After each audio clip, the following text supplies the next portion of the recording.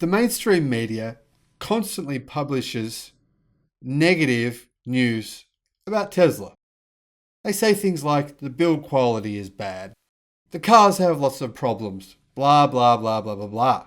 Now, Consumer Reports, based in the United States, is probably the worst media publication in America, if not the world. Why do I say that? Well, it's been proven numerous times that Consumer Reports is basically bought for through marketing. You can pay them and they'll publish a nice little article about you, showing some facts about how you're so great, as long as you pay them. Now, something strange has happened with Consumer Reports. They actually published some positive news about Tesla, and it wasn't news. It was actually facts. Bizarre. What is the world coming to? Hello, my friends. You are watching The Electric Viking. My name is Sam Evans. Welcome to the channel. Fantastic to have you here today.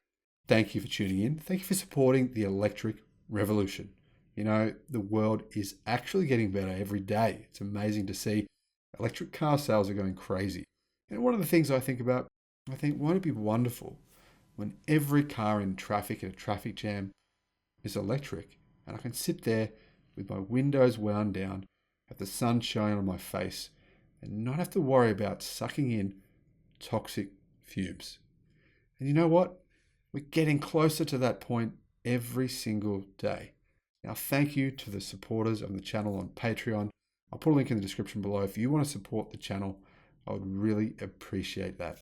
So Tesla already reported recently that consumers' love for a vehicle is something truly valuable. Regardless of predicted reliability, ratings, or the amount of negative media coverage a car maker receives, the loyalty of customers is something that simply cannot be matched. It's true. And in this sense, even an organization such as Consumer Reports, which tends to lean the anti-Tesla narrative. Why? Because they get bought by other legacy manufacturers and Tesla doesn't spend any money on marketing, recently admitted that its list of most satisfying cars on the market is dominated by vehicles from the electric-based EV maker. In fact, they ran a survey, the top 10 vehicles, only one car manufacturer in America ranked in the top 10. And that car manufacturer just happened to rank first and third. How did this happen when Consumer Reports says Tesla vehicles are so terrible all the time? Well, you know how it happened? They did a survey and they didn't make up fake results. Purchasing a car is one thing, but buying the same vehicle a second time is something that very few people do, at least unless they're completely satisfied with their purchase. I have to say that's true for me. I have actually never bought a vehicle from the same brand 2 times. Weird. How about you? Have you done it? Let me know. If you did, what did you buy and why? And would you buy from them again? Now, this is something that Consumer Reports' annual auto survey sought to determine. The idea behind the magazine survey was simple. Would car owners buy their current vehicles again if given the chance? The survey covers several aspects of the car ownership experience, from comfort, driving, and the intuitiveness of a vehicle's electronics. Consumer Reports tweeted, "We surveyed car owners to find the most satisfying vehicles on the road. Rounding out the top 3 were the Tesla Model 3 in first place.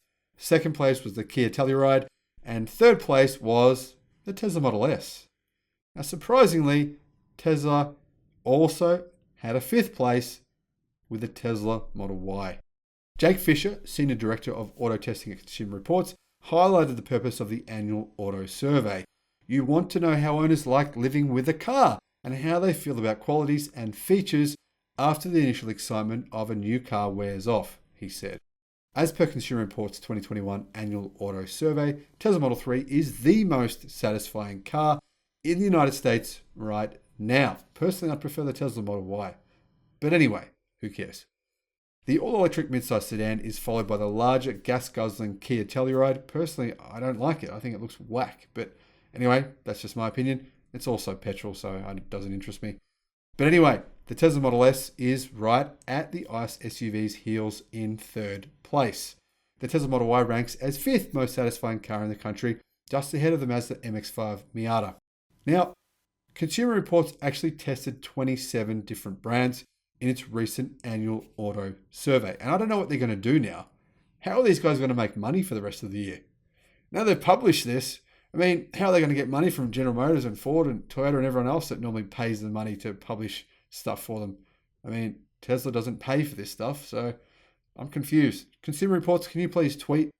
Can you let us know how you're going to make a profit for the remainder of the year? I'm interested to know, really. So what other cars were in the top 10? Well, in fourth place, Tesla Model Y. Sorry, I said fifth before. It was actually in fourth. In fifth place, the MX-5 Mazda, Miata. Sixth, the Lincoln Aviator. Seventh, the Lincoln Corsair. Eighth, the Toyota Prius. Ninth, the Jeep Gladiator. And 10th was the Tesla Model X. So actually, Tesla had 4 of the top 10 vehicles. And if they made more than 4 different models, I'd be intrigued to know if they'd also have more positions in the top 10. I'm guessing they probably would. Now, as you can see, aside from Lincoln, Tesla is the only brand with multiple cars in the list. Consumer Reports also published a list of the least satisfying cars. Interestingly, some automakers that have a car on the most satisfying list also have one on the least satisfying list. This shows that these automakers aren't offering consistency across their lineups. Based on this list, this is true of Jeep, Mazda, and Toyota. In first place, with the least satisfying car, was Mazda CX-3. Second, the Nissan Kicks. I've never heard of that car before. Strange, maybe it's called something else here in Australia. And third was the Infiniti QX60. Fourth, Infiniti QX50. Gee, Nissan's not doing well here. They've got second, third, and fourth in the top 10. Fifth, Jeep Compass. Sixth, Nissan Pathfinder.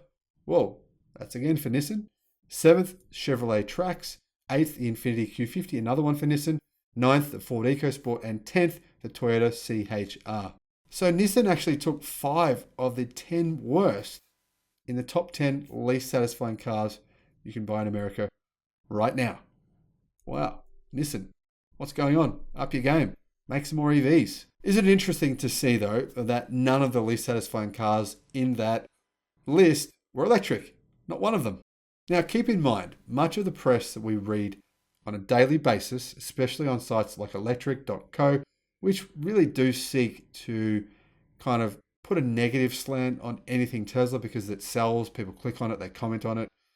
I think it's misleading. They're not giving a fair balance on what's going on with Tesla because, well, if it bleeds and it's Tesla, it bleeds, it sells. So much of the press we're reading right now revolves around the so-called lousy ownership experience, bad service, and complicated and frustrating technology features that are distracting and difficult to use while driving.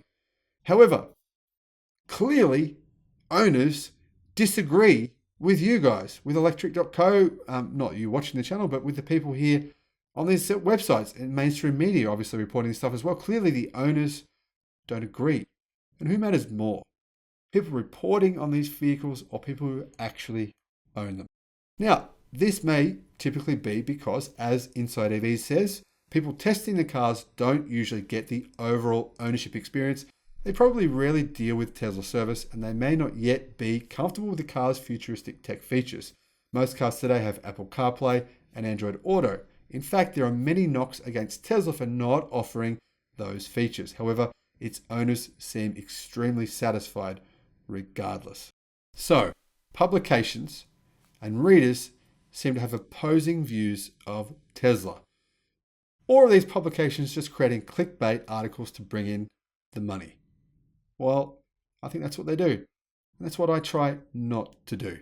Thank you for supporting me. I appreciate the love, the comments, the subscriptions, the Patreon support, all of it. It's fantastic. It's so good to see you all supporting this awesome movement to make the world a better place. That's what we're about. And that's what you're doing. So thank you. I'll see you again on the next one. Bye-bye.